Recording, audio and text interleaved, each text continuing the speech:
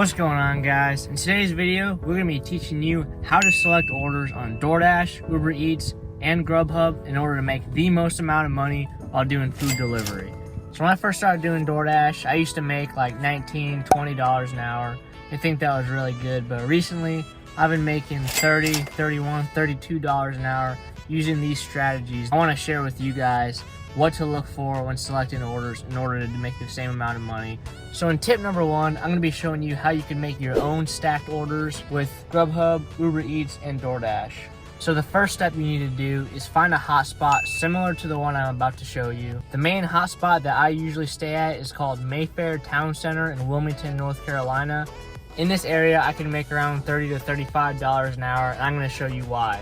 As you can see, to best use this strategy, you're going to find a shopping area with kind of a T road intersection where there's two separate ways that the order could go.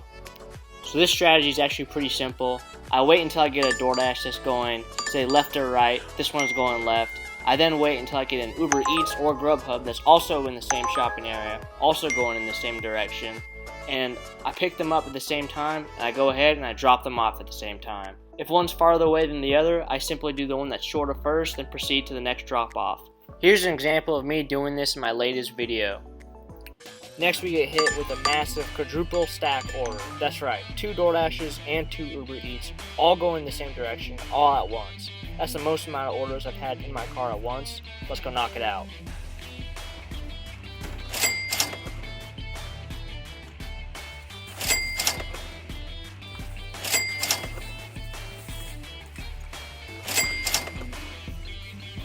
So as you can see, this strategy is actually extremely effective.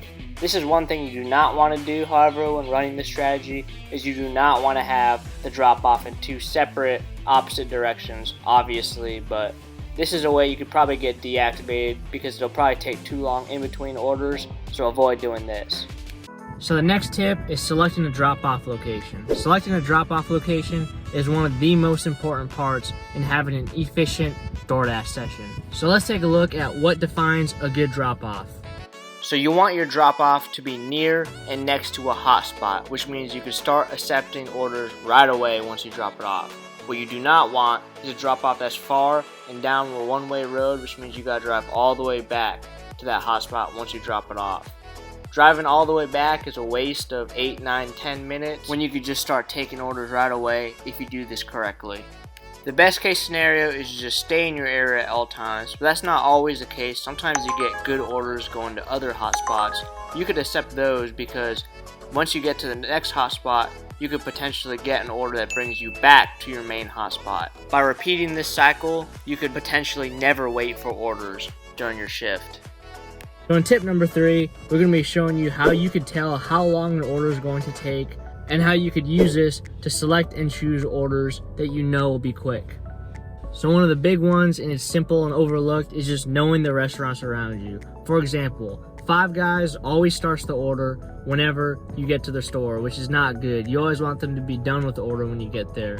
Chipotle is pretty good with this. Usually they just put their food on a rack and you could go grab it and walk out without having to tell somebody. So things like that is something that I would take into consideration while accepting an order.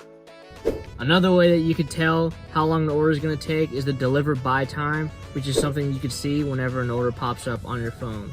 The deliver by time is basically an estimation calculated by DoorDash on how long this order should take, factoring in GPS driving and when the order was placed at the restaurant. You could use the deliver by time to predict how long the order will take and whether the time is worth the pay. Usually, if you notice the deliver by time is farther out than usual and it seems like the drive shouldn't take that long, it means that the restaurant probably just got the order and it's going to be a long wait. The opposite is also true in this case.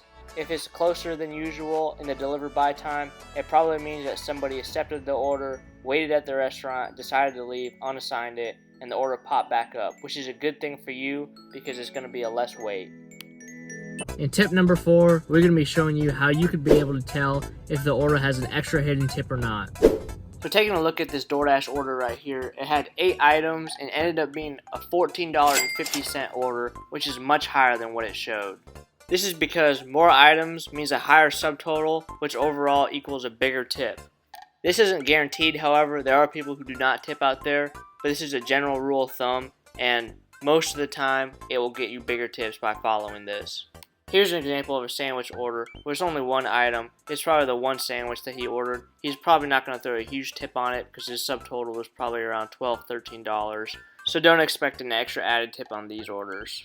One thing to look out for is if you ever do a Taco Bell order and you ever see 40, 50 items, something crazy like that, it's not going to be 50 burritos. What it usually is a bunch of sauce packets, so just keep an eye out for that.